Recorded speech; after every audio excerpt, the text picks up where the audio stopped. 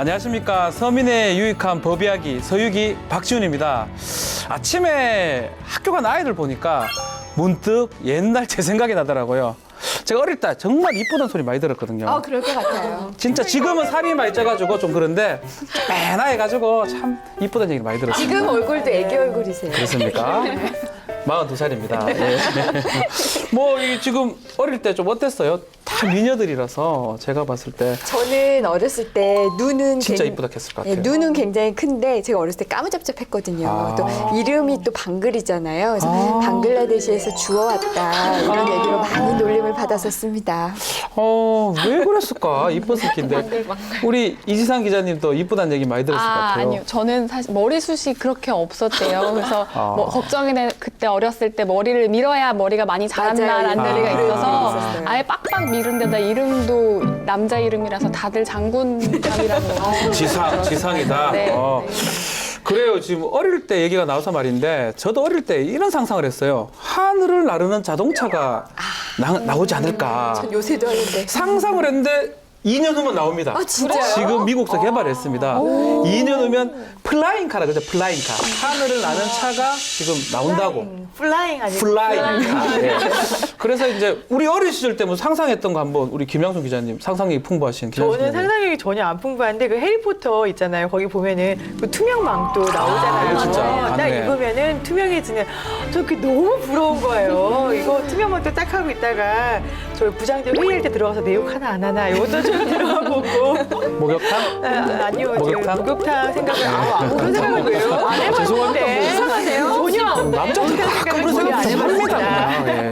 그 투명 망토 같은 거 있으면 좋겠다. 이거 개발되지 않을까요? 저는 될 것 같아요. 왠지 사람을 개발될 것 같아요. 것 같아요. 될 것 같죠. 예. 저는 타임머신을 많이 생각했었는데 그래서 어렸을 때 뭔가 미래에서 온 어른인 내가 나를 쳐다보고 있을 수도 있다. 네, 그러면서 막 찾아다니고 뭐 이런 적이 있었어요. 영화를 많이 보셨군요. 많이 봤죠. 우리 이제 새 신부가 될 양지민 변호사님은. 네. 저는 꿋꿋하게 우주여행을 했어요. 근데 지금도 그래요. 저는 언젠가 제가 한 80살 정도면 40년, 제가 몇 살이죠? 50년 후면, 50년 후면 가능하지 않을까라는 생각이 들어요. 우주여행 지금도 가능하잖아요. 가능하죠. 일반인이 네, 이렇게 네. 편하게 이렇게 왔다 갔다 할 수 있는 거. 아. 달에 갈까 오늘은? 약간 이러고서 가고. 50년으로도 부족할 것 같은데 그거는. 돼야 해요. 이지상 기자님 무슨 꿈꿔온 세상이 있습니까? 뭐 비슷했던 것 같은데 그냥 기억나는 건 책에 봤을 때 미래가 되면 뭐 20년 뒤에는 불고기 맛 알약, 뭐 고래 맛 알약 이런 게 지금도 있을 것 나와서 같은데 그거는? 있어요. 네. 있어요 네. 지금도. 그래서 우주식품. 그렇구나. 밥 대신 알약을 먹는다는 만화를 봤던 기억이 나는데 지금도 있는지는 몰랐습니다. 네. 그럼 다른 꿈을 가지시는 거죠. 네. 예, 아니 꿈을 진짜 새롭게. 아이들의 꿈이 과학이 되고 현실이 되는 게 정말 맞는 것 같습니다. 이런 아이들 꿈을 실현하기 위해서 오늘의 서유기 시작하겠습니다. 양지민 변호사 소개해 주십시오. 법 기상도. 오늘은 아동학대 처벌법의 날씨를 알아보겠습니다. 사랑의 매라는 이름으로 부모님께 혼나본 기억 다들 있으실 겁니다.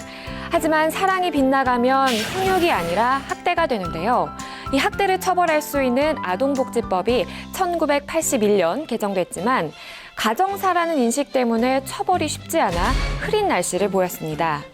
그러는 동안 학대받는 아이들의 마음엔 천둥번개로 인한 상처만이 남았는데요.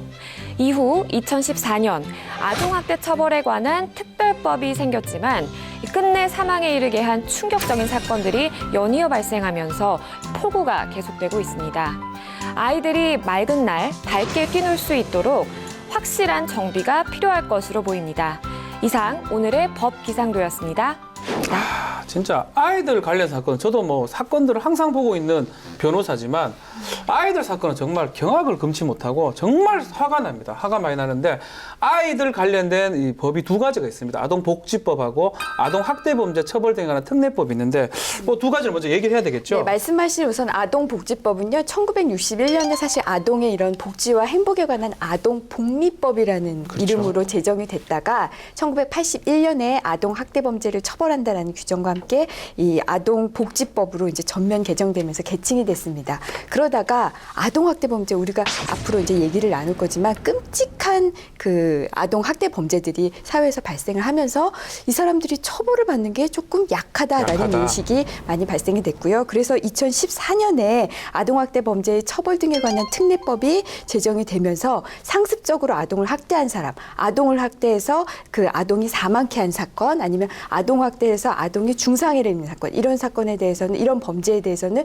좀 더 이렇게 그 엄한 벌을 내리는 그런 법이 제정이 됐죠. 그렇죠. 우리 모두의 진짜 아이들 꿈, 막 이쁜 아이들 꿈에 대해서 얘기했는데 어떠한 사건이 일어났길래 이 이쁜 아이들의 꿈을 짓밟은 건지, 어떠한 일이 일어났길래 이 정도의 무서운 법까지 만들어졌는지 이지상 기자 말씀해 주십시오. 네, 말씀드리기가 좀 마음이 무거운데 세상을 떠들썩하게 했던 두 가지 대표적인 사건이 있습니다. 먼저 2013년 8월에 경북 칠곡에서 계모의 상습 폭행으로 8살 여자아이가 사망한 사건이 있는데요. 다들 좀 알고 계시죠? 이거 저는 진짜 이때 정말 화가 나서, 만약 제가 뭐 검사라든지 이런 걸 일을 할 수 있는 사람이라면 정말 엄하게 좀 처벌하는데, 나중에 결과론적으로 또 형도 좀 약했어요. 네, 맞아요. 그래서 화가 많이 났다는 기억이 납니다. 이게 그 8월 중순에 저녁에 한 4시간 간격을 두고 수십 차례 이제 어머니 그 계모가 이렇게 폭행을 해가지고 아이가 병원에 실려갔는데 이틀 뒤에 실려가게 돼서 병원에 간 지 13분 만에 사망을 한 사건인데요. 이게 경찰의 진술에 가서 계모가 그 숨진 아이의 3살 차이 터울에 언니가 있어요. 그 언니가 범행을 저질렀다고 하면서 이제 거짓 진술을 하게 시켜서 그게 또 당시에 많은 이들의 그런 분노를 사게 했던 사건입니다. 말도 안 되죠. 이게 그쵸. 유명한 칠곡 계모 학대 맞습니다. 사건이거든요. 맞습니다. 또 울산 또 사건도 있었어요. 맞아요. 2013년 10월에 발생했던 사건인데요. 울산에서도 역시 이제 계모가 그 의붓딸을 상습폭행해서 8살 여자아이가 숨지는 사건이 발생했었는데요. 그때 당시에 뭐 기가가 조금이라도 늦어지면 막 발로 차서 애가 그러니까 뼈가 부러질 정도로 그 아이의 그래서 정말 심한 폭행을 가했고, 제가 너무 소름 끼쳤던 부분은 그 아이가 말을 안 듣는다고 해서 욕실에서 뜨거운 물을 아이 그 몸과 그 팔, 다리 다 부어서 화상 입게 만드는 그런 끔찍한 일을 저질렀죠. 그러면 안 되거든요. 안 자기 되죠. 아이인데.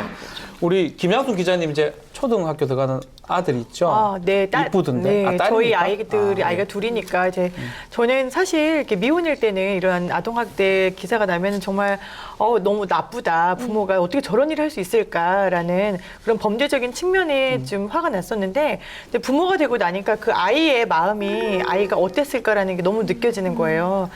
그래서 그 칠곡 계모 사건이나 이런 울산 계모 사건 같은 경우에는 정말 그때는 기사를 읽고 저희 잠이 안 오더라고요. 밤새 어떻게 그렇게 작은 아이한테 그런 끔찍한 짓을 저지를 수가 있을까. 그 아이는 아무런 저항을 못 하잖아요, 아이들은. 사실 어른이라면은 뭐 도망을 가든가, 사실 중학생만 돼도 도망갈 수 있거든요. 근데 7살, 8살 이런 아이들은 도망도 못 가고 저항도 못 하고, 어른이 너 여기 서 있어 하면은 싫어요라고 말을 못 하는 애들이에요. 그런 애들한테 엄마가 서 있으라고 하면 당연히 서 있어야 된다고 생각하는 애들한테 그렇죠. 그런 짓을 했다는 자체가 정말 용서하기가 힘들더라고요. 저 같은 경우도 아이가 둘이가 있습니다. 이때까지 한 번도 손을 대본 적이 없습니다. 그리고 그러면 어떻게 아이를 때릴까? 때릴 수는 또 있죠. 사랑에 맬 수가 있으니까. 그렇지만 이건 때리는 게 아니고, 뜨거운 물 붓고 이런 이거는 때리는 게 아니고 학대거든요. 저는 상상을 못 하는데, 그 당시 처벌이 어떻게 됐죠, 임 변호사님? 그때 두 아이가 전부 다 학대를 당하다가 사망했어요. 여기에 대해서 이제 두 가지 얘기가 나왔어요. 처음에 이 수사는 상해치사로 이제 조사가 됐습니다. 그러니까 상해를 하다가 이 아이들이 사망을 했다. 죽음을 이뤘다. 상해치사인데요. 한편에서는 특히 여성단체 쪽에서 이런 목소리 많이 냈는데, 이건 애가 죽을 거 뻔히 알면서 이 살인 정도로 아니냐? 학대하는, 그렇죠. 살인 아니냐? 이건 살인의 고의가 있다. 살인죄다라고 강력하게 주장을 했었는데요. 앞서 말씀드린 칠곡계모 사건은 결국에는 상해치사죄로 확정이 됐고요. 징역 15년이 나왔습니다. 울산계모도 1심에서는 상해치사로 기소가 돼서 징역 15년을 받았는데, 항소심에서 살인죄로 인정을 받았어요. 그건 좀 그래서 다행스럽네요. 징역 18년이 인정이 됐습니다. 그래서 사실은 이게 애매한 겁니다. 형법으로 따졌을 때는 이게 살인인지 상해치사인지 애매하기 때문에 이런 아동학대범죄 처벌특례법이 만들어진 것 같고, 이 골자 자체가 아동학대범죄를 강하게 처벌하고 피해 아동 구제를 잘하기 위한 건데, 아직도 이 법이 있는지도 모르고 하는 사람들이 많죠. 이게 요새는 최근 3개월 정도 뉴스만 틀면 아동학대 사건들이 좀 계속 소개됐던 것 같은데요. 특히 맨발로 탈출했던 11살 아이 기억나시죠? 이 2년간 친부가 학대를 하면서 감금 상태로 아이에게 제대로 음식을 주지 않고 그래서 배고픔에 못 이긴 이 여자아이가 배관을 타고 탈출을 해서 그 슈퍼 주인에 의해서 신고를 했었는데 그 슈퍼 주인은 어린 아이가 그 과자를 봉지를 그렇죠. 뜯을 힘도 없어 있는 거를 좀 이상하게 여겨서 신고를 해서 주인에 의해서 이 사건이 알려지게 됐습니다. 애가 11살인가 맞아요. 그랬는데 몸무게가 엄청 적고 이랬었죠. 맞아요. 그 당시 아이 키가 120cm였는데요. 몸무게가 16kg이었어요. 와. 그러니까 4살, 그러니까 그 아이는 11살인데 4살 아이의 평균 몸무게밖에 되지 않았던 거예요. 얼마나 학대를 받았는지 짐작이 가능한 부분이고요. 그리고 발견됐을 때 늑골이 골절된 상태였고, 그리고 이제 뭐 당연히 온몸에 멍이 들어 있었어요. 그 상태로 이제 탈출을 했던 건데, 그 아이가 뭐 물론 신체적으로도 뼈가 골절되고 멍들고 그런 부분도 있지만 심리적으로 너무 얼마나 그 학대를 받았을지 생각하면 좀 마음이 너무 아프죠. 그때 네, 왜 맞아요. 도망갔었죠, 아이가? 이 아이가 정말 너무 배고파서 정말 결정적인 이유는 너무 배가 고파서 도망을 갔다라고 얘기를 했어요. 너무 오랫동안 학대를 받으면서 밥도 안 주고 뭐 물도 안 주고 정말 살 수가 없으니까 아이가 가스 배관을 타고 도망을 쳤잖아요. 예.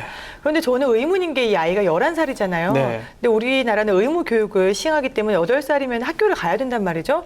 그러면 1학년, 2학년, 3학년이 된 아이인데 그동안 학교에서 계속 결석을 했을 텐데 학교에서는 선생님이 이 사실을 몰랐었나 그러니까요. 이런 의문이 들더라고요. 두 가지 좀 짚어 넘어야 되죠. 먹는 건 이러면 안 되거든요.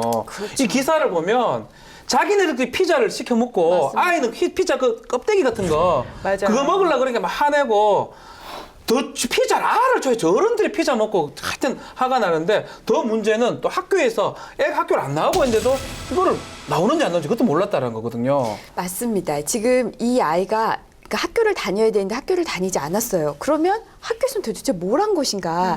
그때 가장 논란이 됐던 부분이 바로 이 부분인데요. 현행 법에 의하면 아이가 7일 이상 정당한 이유 없이 학교를 오지 않는다라고 한다면은 지금 현행 법에 의하면 우선 담임교사는 그 학부모에게 전화를 해서 연락을 해서 등교를 시켜라라고 이제 등교를 독촉을 합니다. 그리고 학부모에게 이제 경고조로 얘기를 하기도 하죠. 그런데 이걸 계속 이렇게 했음에도 불구하고 아이가 계속 학교 오지 않는다라고 하면 초등학교 같은 경우에는 그 아이의 주소지에 있는 그 주민센터 장에게 연락을 하고요. 중학생 같은 경우에는 교육장에게 연락을 합니다. 그 최종적으로는 교육감에게 보고가 되는데요. 그럴 때 교육감은 뭘 할 수 있느냐? 법에는 뭐라고 되어 있냐면 필요한 조치를 해야 한다. 근데 필요한 조치가 뭔지 필요한 게 몰라요. 뭡니까? 아무도 안 했던 거예요. 주민센터에서도 아무것도 안 했고 이 교육감에게 보고됐는데도 아무런 조치가 이루어지지 않았어요. 결국 이 아이는 그냥 방치된 거죠. 그래서 굶은 거 아닙니까? 완전 굶었고 그렇죠. 결국 교육부가 이제 알고 전수조사를 한 거거든요.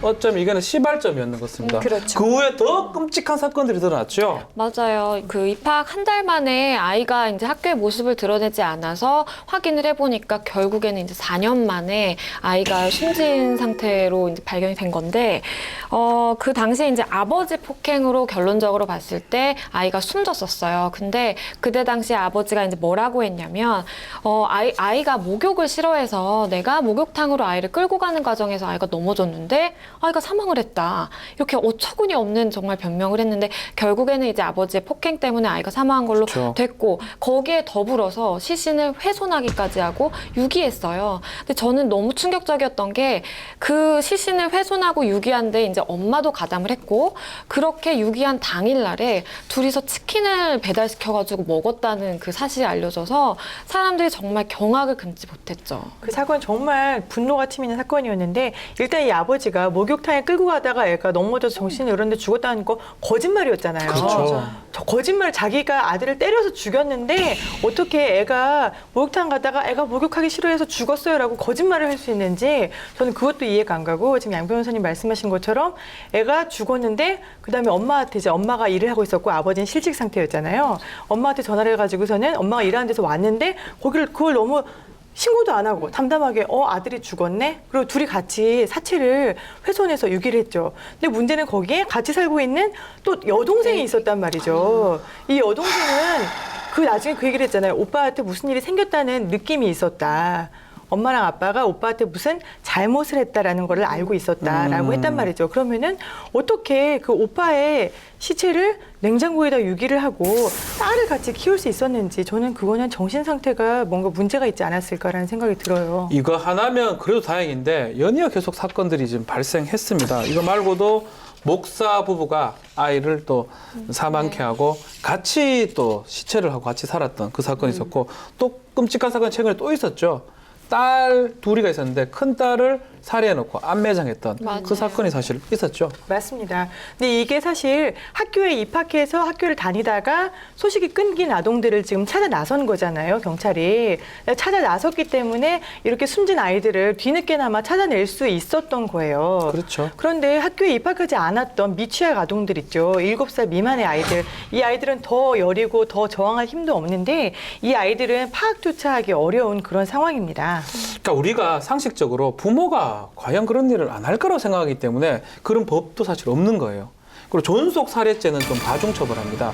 자식이 부모를 죽이거나 때리거나 이러면 정말 해서는 안 되는 행동 아닙니까? 그렇지만 부모가 자식을 때리거나 죽인다면 어쩌면 더 나쁜 겁니다. 왜냐하면 자식은 대항할 방법이 없는 거예요. 만약 큰 아이라면 때린다 그러면 와 때립니까? 와 때립니까? 이럴 수 있는데 10살짜리, 8살짜리 어떻게 그 방어를 합니까? 그런 측면에서 이 아동학대 범죄는 정말로 나쁘다 그 생각이 들고 또 우리 사회도 마찬가지로 이걸 관리 감독을 못한다는 측면이 너무나 안타깝다는 생각이 사실 듭니다.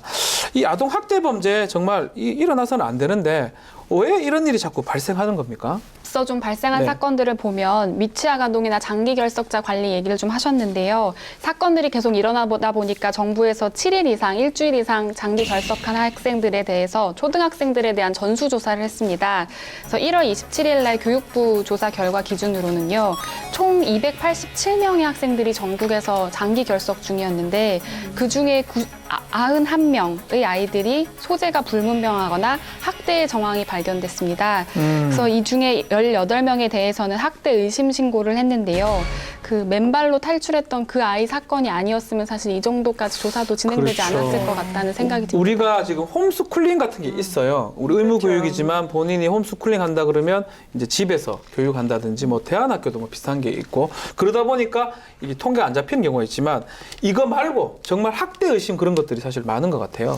우리 법에 의하면은 초등학교, 중학교까지는 의무 교육입니다. 그렇죠. 그런데 아이를 학교에 안 보내요. 그래서 학교나 지방자치단체에서 부모에게 연락을 합니다. 왜 아이를 학교에 보내지 않느냐? 빨리 보내라라고 했는데 싫다 라면서 안 보냅니다. 그럴 경우에 네. 의무 교육에 그 의무를 하지 않는 경우잖아요. 이런 경우에 부모를 어떻게 벌할 수가 있을까요? 무슨 처벌 규정이 있는 거 혹시 아시나요? 저는 변호사지 모르겠습니다. 예. 모르시죠? 네. 그러니까. 우리 없는 것 법에 같다는 의하면 생각이 드는데. 교육감은 100만 원 이하의 과태료를 부과할 수 있다라고 되어 있습니다. 그런데 지금까지 네. 부과된 사례는 한 번도 없다고 해요. 그러니까 결국은 무의미한 조항인 것 같아요. 그렇죠. 의무를 규정했으면 만약에 지키지를 못하면 강력한 제재가 있어야 되는데 벌금 100만 원이면 사실은 이하잖아요. 과태료라니까요. 과태료입니까? 벌금도 아니고 과태료. 과태료 행정처분이니까 네. 전과도 아닌 거잖아요. 너무 좀 심하다는 생각이 사실 듭니다. 그럼에도 불구하고 교육부 통계에 따르면 거주 불명이나 주거 불명으로 미취학하는 아동이 연 1000명 정도의 안팎이라고 그러거든요. 상당히 많은 어떤 학생들이 아이들이 학교에 지금 안 와도 너무 안 하고 있는데 지금 정부가 앞으로 이제 장기 결석자 조사를 하기 위해서 중학교까지 학대 조사를 하고 있다 하니까 앞으로는 이런 일이 좀 철저하게 좀 조사가 됐으면 좋겠습니다. 예, 근데 또 다른 문제가 있어요. 이게 학대가 바로 대물림 된다는 건데요. 이게 조사를 해봤더니 보건복지부에서 이게 우리가 뭐 경북 7구 계모 사건이나 울산 계모 사건처럼 역시 자기 친자식이 아니니까 학대하겠지라고 생각하기 쉽잖아요. 그렇죠. 하지만 실제로는 이 아동을 학대하는 사람들의 80% 정확히는 82%가 친부모인 것으로 나타났거든요. 그리고 아동 학대는 자신의 집 안에서 친부모가 아이를 학대하는 것으로 조사 결과가 나타났습니다. 근데 이 문제는 이 가해자들이 과연 좋은 환경에서 자라났을까라고 해서 또 다시 조사를 해봤더니 이 가해를 했던 신고했던 부모들의 60%도 역시 학대를 받고 자라났다라는 거죠. 그 아동보호 전문기관에서 조사를 했는데요.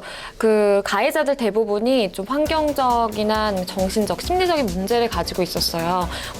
그 중에서 가장 많이 발견된 문제는 일단 아이를 대하는 양육 태도, 그리고 양육 방법도 부족했고요. 그렇죠. 리고 자기 스스로에 대한 그 사회 경제적인 스트레스나 뭐 그런 심리적인 위축감, 압박감이 좀 컸던 걸로 이제 나타났어요. 근데 아까 말씀하신 것처럼 양육 방법을 잘 모른다는 거는 어떻게 보면 자기가 그 스스로 자기 부모한테 제대로 된 양육, 케어를 받지 못했기 때문에 자기도 자기 자식에게 어떻게 할지 모른다는 걸로 좀 해석이 될 수 있을 것 같아요. 아니 근데 그런 생각이 좀 들어요.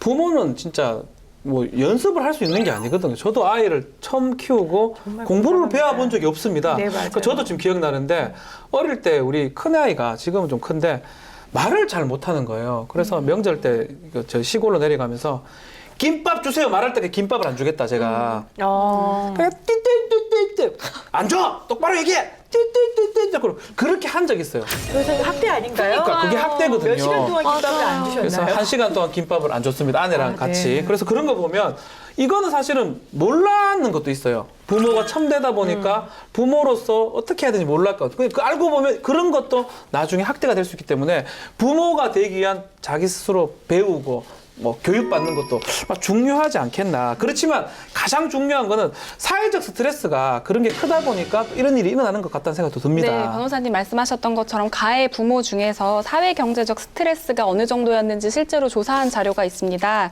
그 아동학대 가해자 직업 중에 부모의 직업이 무직인 경우가 28%로 가장 많았고요. 그 뒤로 이어진 게 좀 단순 노무직, 서비스, 판매직 등으로 조사됐습니다. 그리고 학대 가정 내 4곳 중에 한 곳, 25%는 기초생활수급 대상자로 좀 가정 형편이 어려운 곳이기도 합니다. 맞습니다. 아동학대 범죄의 대부분이 뭐 좀 사회 경제적으로 고립되거나 조금 좋지 않은 과정에서 일어난다고 봤을 때 국가라든지 사회가 어느 정도 초점을 맞춰야 될 거는 조금 대책이 필요한 거 아닌가 생각을 좀 해봅니다. 저는 이 아동학대 문제가 나올 때마다 항상 생각하는 게 뭐 여러 가지 원인이 있겠지만 사실 부모가 아까도 80%가 넘는 그 비율이 그렇죠. 친부모였잖아요. 부모가 자기 자녀를 학대한다. 아마 그 기본 그 근저에는 얘는 내 소유물이야. 라고 생각하는 게 그렇지. 가장 크죠. 이제 이 인격체로 대하는 것보다. 그러니까 이거에 대한 어떤 그 교육이 좀 필요할 것 같고요. 우선 부모에 대한 교육. 특히 부모가 이렇게 생각합니다. 이 정도면 훈육이지. 라고 생각을 해요. 그러니까 예를 들어 아이가 잘못했다라고 했을 때 너 누구 닮아서 이러니? 제가 우리 좀 그럽니다. 이런 얘기 많이 하죠. 근데 전문가의 말에 의하면 너 누구 닮아서 이러니? 이걸 반복하는 것도 아이에겐 정서적 학대라고 합니다. 그럼 이렇게 넌 나를 닮았구나. 넌 나를 닮아서 엉망이구나. 이렇게. 내지는 아이가 뭘 잘못했어요. 예를 들면 아이가 뭐 엄마 지갑에 있는 돈을 훔쳤다. 너 나 이러는 아이 너는 내 딸이 아니야. 넌 내 아들이 아니야. 너 나가 하면서 집 밖으로 내쫓는 경우도 종종 있거든요. 그거 굉장히 뜨끔하네요. 뜨끔하네요. 저 예, 굉장히 저도. 때 네. 그것 또한 계속 반복되면 아이에게 그 정서적 학대가 될 수 있다고 해요. 이런 식으로 우리가 우선 대부분의 사람도 훈육과 학대의 그 기준에 대해서 잘 몰라요. 애매하죠. 그러다 네. 보니까 만약 어떤 가정에서 학대가 벌어진다라고 해도 외부 사람들이 이웃들은 뭐 저 집안일에 뭐 어떻게 아이가 크게 잘못했나 끼어들 보다. 수도. 그래요. 맞아요. 그러니까 우선 원천적으로는 이런 학대가 발생하지 않는 게 가장 중요하지만 발생한 다음에는 여기에 대해서 그걸 발견한 사람이 즉시 신고, 즉시 발견하는 게 가장 중요하거든요. 우리 법은 신고 의무를 어떻게 규정하고 있습니까? 아동학대 범죄 처벌 등에 관한 특례법에 보면 신고 의무자들이 있어요. 뭐 유치원 선생님, 학교 선생님 뭐 이런 식으로 있고요. 대신에 누구든지 발견하면 신고할 수 있다고 되어 있어요. 신고할 수 있다. 해도 누구든지 되고 안 해도 되고. 누구든지 네. 전혀 뭐 모르는 애인데 옆에 지나가다가 보니까 이 아이가 헐벗고 있고 굉장히 맞은 것 같아요. 그래서 나는 얘가 학대당한 것 같은 정황이 의심돼서 경찰에 112에 전화를 한단 말이죠. 네. 그것도 접수가 되나요? 당연히 접수는 되죠. 되죠. 누구든지 신고할 수가 있습니다. 또 제가 아까 말씀드렸듯이 신고 의무자도 있다고 했잖아요. 근데 전 좀 개인적으로 안타까운 게 이 신고 의무자가 신고 의무를 제대로 하지 않았을 경우, 예를 들어 학교 선생님이 학생이 지금 학대당한 그런 상황을 자기가 발견을 했는데 담당 학생이 학대당하는 정황을 근데 신고를 하지 않았을 경우, 이럴 경우 경우 처벌이 얼마나 될까요? 글쎄요. 굉장히 약합니다. 이것도 500만 원 이하의 과태료밖에 안 돼요. 그것도 과태료군요. 아, 벌금도 아니고. 행정처분으로. 그러니까 신고 의무자가 있긴 있지요. 이제 뭐 구급 요원이라든지 어린이집 원장이라든지 교사라든지 이런 사람이 있는데 이런 사람들이 그런 걸 발견하고 신고하지 않다 하더라도 과태료 정도 물면 된다는 게 조금 안타까운 측면입니다. 여기서 이 얘기를 좀 하고 싶네요. 우리도 그 신고 의무자는 아니지만 혹시나 가다가 학대 같은 아동이 다 보인다. 이럴 때 어떻게 한 기억들이 있습니까? 저는 예, 그래서 이게 사실 정말 너무 중요한 부분이 누구나 신고할 수 있다고 임 네. 변호사님 말씀하셨잖아요. 근데 우리나라 사람들은 예전에는 안 그랬던 것 같은데 요즘에는 서로 막 자기 권리 그리고 이제 가족들도 서로 연락 안 하는 가족들도 많고 이러다 보니까 내가 괜히 남의 일에 오지랖 떠는 거 아닌가라는 생각이 들어서 좀 망설이게 되는 것 같아요. 근데 제가 미국에서 공부할 때 어떤 일이 있었냐면은 이제 운전을 하고 가다 뒤에 아이 둘을 싣고 어떤 부부가 가다가 한국인 부부인데 이제 화장실이 너무 급한 거예요. 화장실이 너무 급해서 백화점 앞에 차를 대놓고 이제 아이들 다 데리고 들어가면 카시트에서 내리고 데리고 들어가서 힘드니까 애들 야 잠깐만 있어 엄마 아빠 금방 화장실 갔다 올게 하고서는 화장실에 들어갔다가 나오는데 정말 한 10분 정도 걸렸다고 하더라고요. 근데 그 사이에 지나가다가 애들만 차 안에 있는 걸 보고 행인들이 경찰에 신고를 한 거예요. 와. 경찰에 신고를 해서 이 엄마 아빠가 나와서 가려고 했더니 경찰이 와서 차를 세운 거예요. 너네 왜 애들만 차 안에 뒀냐고. 와. 이거는 아동 학대라고. 그래가지고 거기에서 이제 다른 사람들이 막 와가지고서는 설명을 하면서 되게 다행히 무사히는 풀려났지만 주변 사람들이 신고를 해서 아동이 어떤 상황에 처해 있는지를 누군가에게 알려야 된다라는 그런 마음이 좀 필요하지 근데 않았나라는 생각이 우리나라는 들어요. 조금 그런 게 있어요. 이 오주랍이 아닌가. 그렇죠. 이 남의 맞아요. 가정사에 내가 맞아요. 끼어드는 게 맞나? 아가 지금 화절하지? 뭐 잘못했을까? 이런 생각이 들기 때문에 신고하는 게 맞아요. 조금 쉽진 않다라는 생각. 저도 그런 경험이 있었던 것 같습니다. 저도 이 얘기를 들으니까 굉장히 좀 약간 뜨끔하게 되는 부분이 있는 게 제가 그 무슨 아울렛을 놀러 갔다가 화장실에 갔는데 이제 엄마가 아이가 말을 안 듣고 막 장난을 쳤나 봐요. 그러니까 사람 보는 데서 혼내기는 좀 그러니까 화장실에 데리고 와서 이제 혼내는데 좀 아이를 때리고 있는 거예요. 네. 근데 제가 그거를 보고 이제 안타까운 마음에 저도 자리는 뜨지 못하고 이렇게 옆에서 그냥 손 씻으면서 계속 보고는 있었는데 선뜻 112가 안 눌러지는 거예요. 그렇죠. 이게 조금 그렇죠. 뭐 설명을 하면서 그 사이 뭐 끝날 수도 있고 그리고 뭐 애가 그 장난을 쳐서 엄마가 살짝 훈육을 하는 건가 이게 경계가 너무 애매하니까 선뜻 안 눌러지더라고요. 저도 한번 그런 적 있어요. 뭐 이게 좀 얘기를 좀 심하게. 네 아가 네가 왜 이렇게 딱 되니까 맞아. 딱 움줄이 되면서 이거 어떻게 하지? 내가 할 게 아닌가? 이런 생각이 사실 들기는 사실이거든요. 맞아. 그러다 보니까 그런 학대 행위를 발견한다 하더라도 신고하는 거는 사실은 쉽진 않다라는 생각이 들지만 이런 것도 만약 과태료 조항을 넣는다든지 아니면 모든 사람한테 신고 의무를 규정한다 그러면 뭐 근데 모든 사람한테 신고 그렇습니까? 의무를 규정하는 거는 그거는 조금 어려울 거예요. 그렇습니까? 네, 그런데 112를 부르는 건 사실 심적으로 부담이 좀 있잖아요. 네. 근데 이 아동 학대 사건이 굉장히 연이어서 많이 벌어진 다음에 저희가 어떤 일을 지금 겪고 있냐면은 이제 공공장소에서 아이를 너무 지나치게 때리면서 아니면 욕설을 해가면서 훈육하는 것을 보면은 그 주변에서 이거를 누구나 핸드폰으로 요즘 촬영이 가능하잖아요. 촬영을 해서 저희 방송국으로 제보를 해주시는 분들이 괜찮네. 계세요. 그러면 사실 저희가 전화를 하거나 아니면 백화점의 CCTV를 찾아가지고 그분에게 연락을 해서 혹시 이러십니까? 라고 얘기를 하면은 그 엄마나 아빠는 분명히 압박을 느끼거든요. 아, 내가 조심해야겠구나. 아이에게 이런 행동을 하면은 안 되는 거였나? 라는 그런 경각심을 갖게 하는 것만으로도 의미가 있네요. 저는 충분히 효과가 있다고 생각해요. 그래서 좀 늦은 감은 있지만 아동 학대 관련된 범죄는 잘 좀 정비가 돼 있는 게 아닌가 생각이 듭니다. 그래서 조금 더 미흡한 부분은 보충이 됐으면 좋겠고 이참에 외국 얘기를 좀 해보죠. 미국 네. 얘기를 금방 하셨는데 외국은 좀 어떻습니까, 양 변호사님? 아까 그 말씀하신 것처럼 미국 같은 경우에는 이제 신고 정신이 굉장히 투철하고 특히나 이제 아이 관련된 범죄에 대해서는 사람들이 굉장히 민감하게 반응하고 예의주시하고 있기 때문에 바로바로 신고를 합니다. 우리나라처럼 이렇게 망설이지 않고요. 우리 모두 지역사회의 책임이라고 생각하기 때문에 와. 우리가 이제 아이를 보호해줘야 된다. 이런 생각이 이제 먼저 깔려 있는 것 같고 그리고 이제 한 예를 들자면 미국 같은 경우에는 그 아이 12세가 안 된 아이를 집에 혼자 두고 어디 바깥으로 부모가 나가는 것만으로도 아동을 방임했다 그래서 처벌받습니다. 그래서 만약에 미국에서 이제 부부 동반 모임을 가고자 한다면 가장 먼저 하는 일이 베이비시터 구해서 아이를 돌봐줄 그 보호자를 찾는 게 가장 그 먼저 하는 일이라고 하고요. 이거를 또 뭐 잘 모르는 나라 사람들도 우리나라뿐만이 아니라 있나 봐요. 그래서 그 제가 본 예가 덴마크에서 이제 뉴욕으로 관광을 온 관광객이 있었는데 그 덴마크 여성도 잘 몰랐나 봐요. 그래서 아이를 태운 유모차를 그 밖에다 두고 레스토랑 밖에다 두고 살짝 이제 보면서 이렇게 자기 볼일을 봤는데 그걸 보고 또 누가 신고를 한 거예요. 이야. 아이가 유모차에 방치돼 있다. 이래서 또 그 덴마크 여성도 굉장히 와. 그 위기의 순간이 있었나 저 봐요. 같은 경우는 뭐 아이 어릴 때 5살 때 고속도로 휴게소에 같이 갔다가 오락기가 있어서 오락하다가 애를 놓친 적이 있습니다. 아이고. 구속될 뻔했네요. 정말 시급하셨겠네요. 시급했습니다 진짜. 미국은 처벌은 좀 어떻습니까 이진상 기자님? 미국의 학교들은 네. 학교 같은 경우에는 학생들이 무단 결석을 하거나 지각을 하게 되면 학부모 소환제라는 게 있습니다. 그래서 학부모 청문회가 열리는데요. 학교에서 왜 학교를 안 왔느냐, 왜 못 보냈느냐라는 얘기를 하는데 이 학부모 청문회에 학부모가 안 왔다라고 하면 최소 $100, 지금 뭐 한 13만 원, 12만 원, 13만 원 정도 되죠. 그다음에 최고 $5,000까지 벌금형에 처할 수 있습니다. 와. 네. 그런데 그 이후에도 결석이 이어진다라고 하면 구속영장이 발부된다고 합니다. 정말 구속될 수 강력하네요. 있습니까? 영국에서는 지난해 신데렐라법이라는 게 통과가 신데렐라요? 됐는데요. 네, 이제 부모가 아동을 학대할 경우, 이 경우에는 뭐 훈육의 목적으로 아이를 체벌하는 것도 당연히 포함되고요. 그거 외에 어떤 언어적인 폭력. 뭐 아이에게 뭐 아까 말씀드렸듯이 너는 도대체 누굴 닮아서 이러니 정서적인 이런 폭력. 정서적인 폭력도 다 학대 범위에 포함이 되는데 처벌이 굉장히 셉니다. 최대 10년까지 징역 10년까지 가능하도록 네, 법이 제정했어요. 신데렐라. 옛날 신데렐라가 좀 계모하고 언니한테 구박을 많이 받았잖아요. 그렇죠.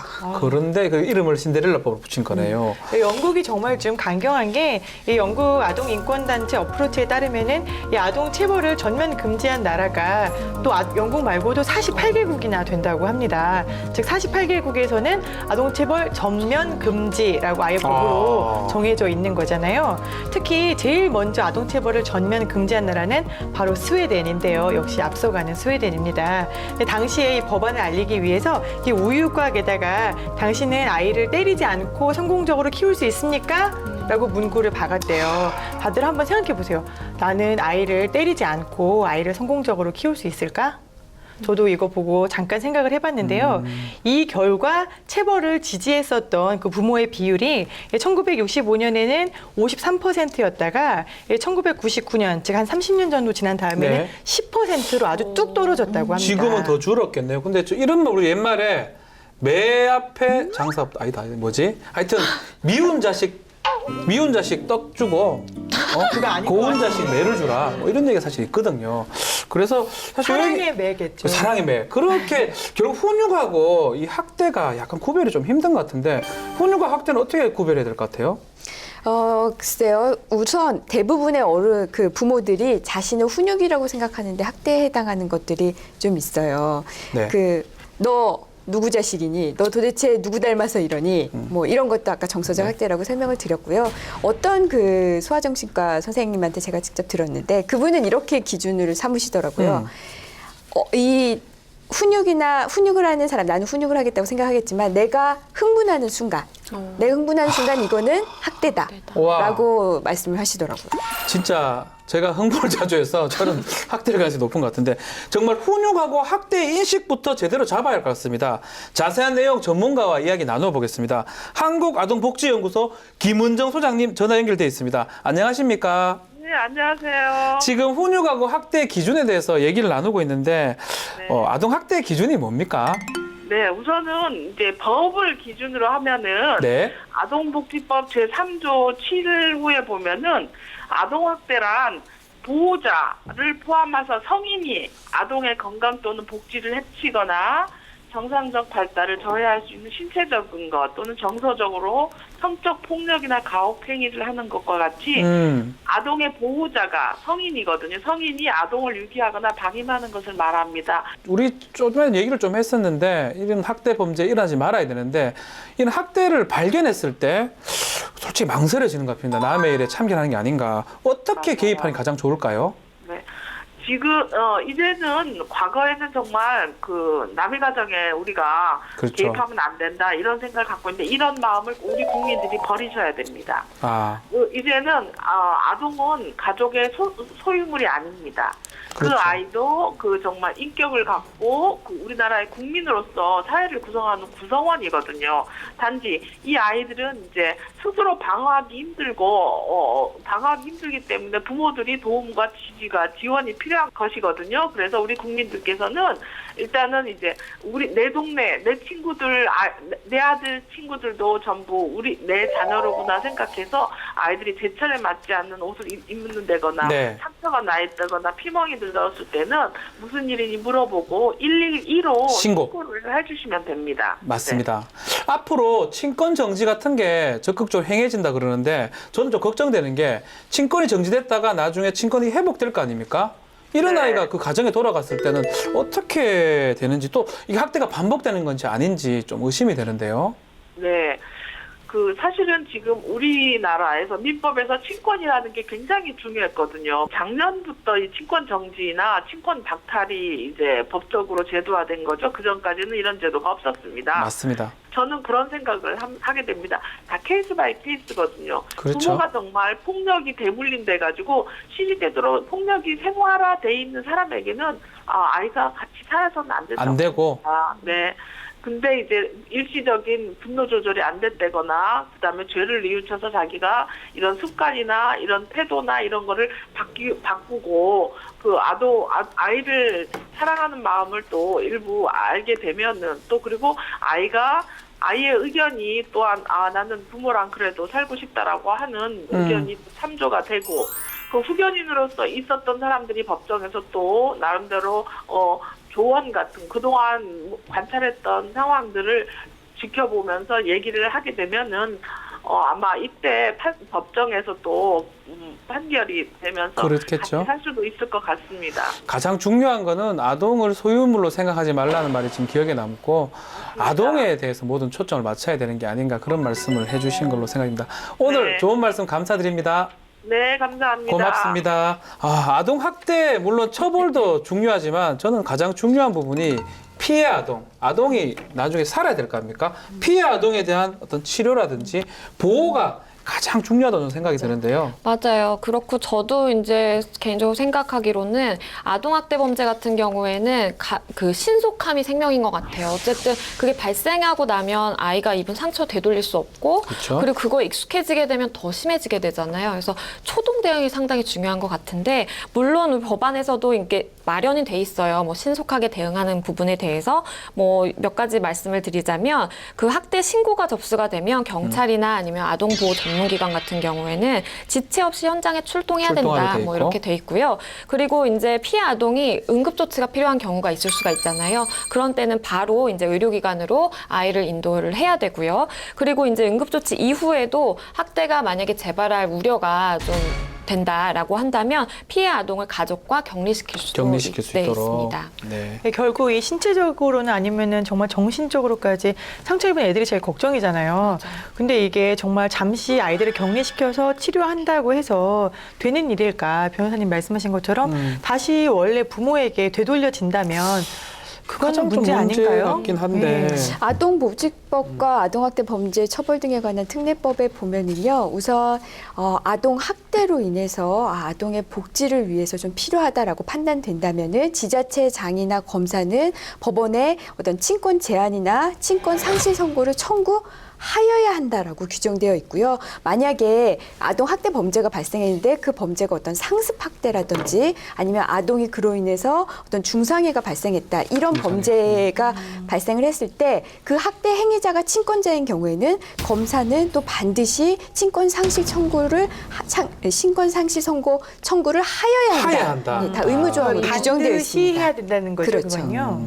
요번에도 이제 사건이 일어나자마자 검사가 친권 상실을 청구를 했거든요. 그 맨발 소녀 사건에 대해서 한 적이 있습니다. 근데 그때도 문제가 됐던 게요. 네. 이 후견인으로 할머니가 친할머니가 얘가 후견인을 맡겠다라고 했는데 이게 또 여론의 공분을 샀잖아요. 과연 그렇죠. 그 아들을 키운 엄마가 그리고 그 아들과 계속적으로 엄마니까 만날 거 아니에요. 그렇죠.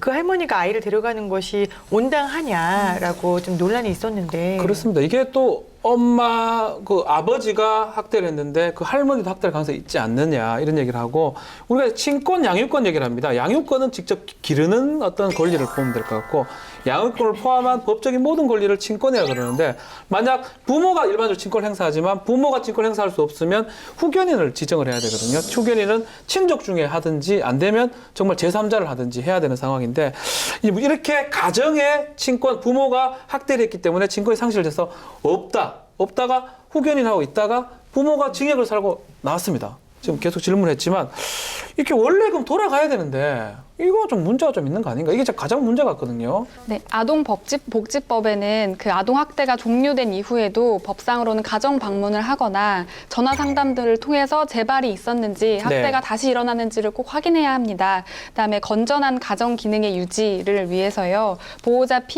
보호자나 아니면 피해 아동에게 상담을 하거나 아니면 심리치료, 그다음에 의료적 지원 등을 할 수 있게 돼 있긴 한데요. 근데 현실적으로는 그 전문가들이나 시설이 좀 많이 부족합니다. 그래서 좀 이게 사실 현실화되기는 어렵지 그렇죠. 않느냐. 법은 상당히 잘 돼 있어요. 만약에 그 후에 복귀했다 그러면 계속적으로 감시할 수 있도록 돼 있는데 말만 해놓으면 뭐합니까? 감시할 인력이 있어야 되는데 이런 것들은 법은 잘 만들어져 있지만 인력이 보충이 꼭 필요한가 생각이 듭니다. 예산이 턱없이 부족해요. 예산이 없어요. 이런 데 예산 좀 써야 됩니다.